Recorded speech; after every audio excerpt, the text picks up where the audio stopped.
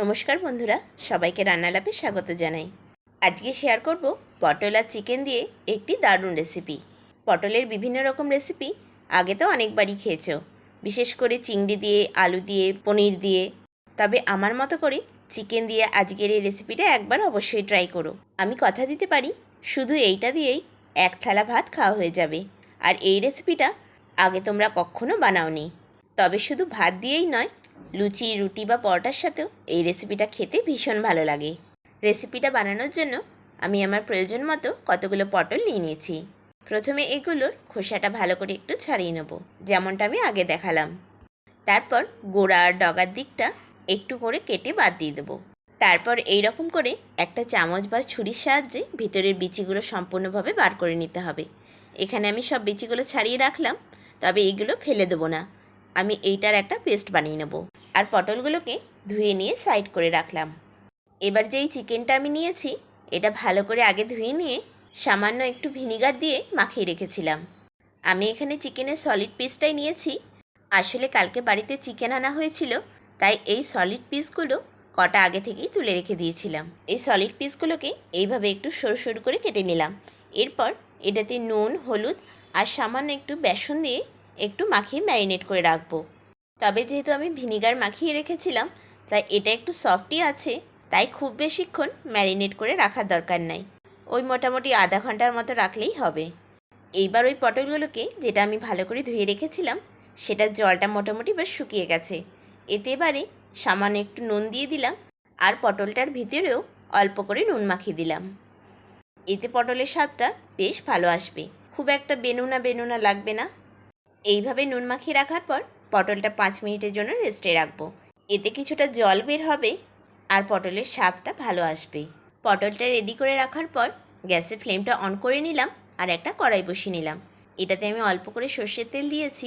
এটা কড়াইয়ের চারিদিকে ছড়িয়ে নিলাম। তারপরে যে মাংসটা আমি ম্যারিনেট করে রেখেছিলাম, সেইটা আমি দিয়ে দিলাম। আচ্ছা, এখানে তেলের পরিমাণটা আমি অল্প করেই দিয়েছি, তোমরা চাইলে এটা বেশি বা কম ব্যবহার করতে পারো। চিকেনটা যতক্ষণ রান্না হচ্ছে ততক্ষণ দুটো মিডিয়াম সাইজের পেঁয়াজ আমি ছাড়িয়ে নিয়েছি। এটাকে 4 ভাগ করে নিয়ে মিক্সিতে একটু পেস্ট করে নেব। তবে এই পেঁয়াজের সাথে আরও 6-7 কোয়া রসুনও আমি দিয়েছি। আর ঝালের জন্য পরিমাণ মতো 2টো লঙ্কা। তোমরা ঝালের পরিমাণটা এখানে বাড়িয়ে বা কমিয়ে নিতে পারো। এই সবটাকে একবার ভালো করে পেস্ট করে নেব। এবার কড়াইয়ে চিকেনটা বসানো আছে, সেটা দেখে নিই। চিকেনটা প্রায় হয়ে এসছে। শেষে অল্প করে টমেটোর সস দিয়ে দিলাম। এটা দিয়ে চিকেনটাকে আরও একবার ভালো করে মাখিয়ে নেব। এই চিকেনটা টেস্টটা এত সুন্দর হয়, যেমনি সফট হয় তেমনি জুসি হয়। যাই হোক, এইবার কড়াইটাতে আবারও কিছুটা তেল দিলাম। তেলটা কড়াইয়ের চারিদিকে ছড়িয়ে নেব। তারপর একটু ভালো করে গরম হয়ে গেলে যে পটলটা আমি ম্যারিনেট করে রাখলাম, সেইটা দিয়ে ভেজে নেব। তবে এই সময় পটলটা খুব বেশি ডিপ ফ্রাই করার দরকার নাই, হালকা করে ভেজে নিলেই হবে। এই রেসিপিটা তোমাদের কেমন লাগছে আমাকে কিন্তু কমেন্ট করে অবশ্যই জানিও। ভালো লাগলে একটা লাইক কিন্তু অবশ্যই দিও। তোমাদের একটা লাইক নতুন ভিডিও বানানোর জন্য আমাকে ভীষণ উৎসাহ দেয়। ফ্রেন্ডস আর ফ্যামিলির মধ্যে অবশ্যই শেয়ার করো। আর নতুন বন্ধু হয়ে থাকলে চ্যানেলটা সাবস্ক্রাইব করে নিও। পটলটা এখানে হালকা করে আমার ভাজা হয়ে গেছে, সেটা আমি প্লেটে তুলে নিয়েছি। তারপর করে আবার একটু সর্ষের তেল দিলাম আর কয়েকটা গোটা জিরে দিয়ে পেঁয়াজ রসুনের পেস্টটা দিয়ে দিলাম। এটা একটু ভালো করে ভেজে নেব যতক্ষণ না পেঁয়াজের কাঁচা গন্ধটা যাচ্ছে। এতে পরিমাণ মতো নুন দিলাম আর সামান্য একটু হলুদ গুঁড়ো, ধনে গুঁড়ো আর জিরে গুঁড়ো, আর সঙ্গে হাফ চামচের মতো আদা বাটা। এই সবটাকে একবার ভালো করে মিশিয়ে নিয়ে একটু ভেজে নেব। এর সঙ্গে পটলের যে বিচিটা বার করে আমি পেস্ট করে রেখেছিলাম, সেইটা দিয়ে দিলাম। এইটাও এই মশলার সাথে ভালো করে একটু রান্না করে নেব। মশলাটা বেশ খানিকক্ষণ কষানোর পর কিছুটা আলু সিদ্ধ করে রেখেছিলাম আগে থেকেই, সেটাও দিয়ে দিলাম। আলুটা দেওয়ার পর এই মশলার স্বাদটা আরও দ্বিগুণ হয়ে যাবে। এটাতে আমি এক্সট্রা আর কোনো জল দেব না, শুধু এই মশলাটাকেই কষিয়ে কষিয়ে একটু ভাজা ভাজা করে নেব। দেখো, এবার এই পুরোটা কড়াই থেকে নিজেই ছেড়ে আসছে, মানে এটা আমাদের রেডি হয়ে গেছে। কড়াইটা থেকে এবার আমি নামিয়ে নিচ্ছি। নেক্সট এবার পটলের মধ্যে পুরটা কী করে ভরতে হবে সেটা দেখে নাও। প্রথমে চিকেনটাকে নিয়ে মশলাটা দিয়ে চারিদিক থেকে এইভাবে কোট করে নেব। এই কোটিংটা করার পর খুব আস্তে আস্তে পটলের মধ্যে পুরটাকে ভরতে হবে। তবে পুরটা ভরার সময় মশলাটা সাইড থেকে একটু বেরিয়ে গেলে অসুবিধা নাই, সেটা আবার ভরে দিও। আমি এইভাবেই বেশ ঠাসাই করে পুরটা ভরছি, এতে পটলটা খেতে বেশ ভালো লাগবে। এইভাবেই বাকি পটলগুলো আমি রেডি করে নেব। সব পটলগুলো রেডি হয়ে গেলে গ্যাসের ফ্লেমটা আবার অন করে নিলাম, আর একটা কড়াই বসিয়ে নিয়ে অল্প করে তেল দিয়ে দিলাম। তেলটা একটু গরম হলে দিয়ে দিলাম একটা গোটা এলাচ আর একটা গোটা দারচিনি। এটা একটা মিষ্টি গন্ধ বের হলে কিছুটা কুচনো পেঁয়াজ দিয়ে দিতে হবে। এটা ভাজার পর একটা হালকা গোল্ডেন কালার যখন চলে আসবে, তখন আগে থেকে যে পেঁয়াজের পেস্টটা বানিয়েছিলাম সেটাও দিয়ে দেবো। আর একটা সিক্রেট মশলা আমি ব্যবহার করব শেষে, সেটা কিন্তু অবশ্যই দেখো, যা এর স্বাদটাকে আরও বাড়িয়ে দেবে।